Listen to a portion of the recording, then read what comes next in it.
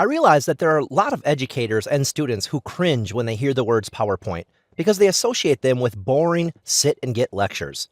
This doesn't have to be the case though. In this video, we'll take a look at some tips and best practices for creating effective presentations using PowerPoint.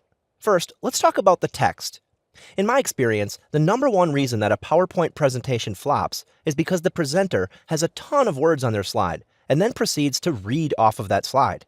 By using too much text on your slides, you confuse the audience. Are they supposed to read the text or listen to you? Remember that you're the presenter, and PowerPoint is only a tool to enhance your presentation. So my first tip is to keep it simple. The best way to keep it simple is by using less text and more images. First, let's talk about the text. When you use text, there are a few important things that you need to consider. First, is the font that you're using big enough?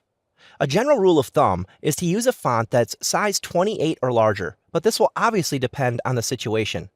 As the presenter, you should take the time to view your presentation from where the audience will be seated in order to ensure that it's easy to see. Remembering, however, that not everyone has equal eyesight. Make your text large enough. Secondly, choose a text that's easy to read. I've seen many presentations in which the presenter wanted to use an alternative font style, only to find out that their audience had a difficult time reading it. Stick to some of the easy-to-read fonts, such as Arial, Tahoma, or Verdana. Next, make sure that your text stands out. Use contrasting colors. For instance, black text on a white background stands out very well, but black text on a dark blue background doesn't. Let's take a look at a few examples. These are just some random slides that I created, and the top two words, which say photosynthesis, are in easy-to-read fonts.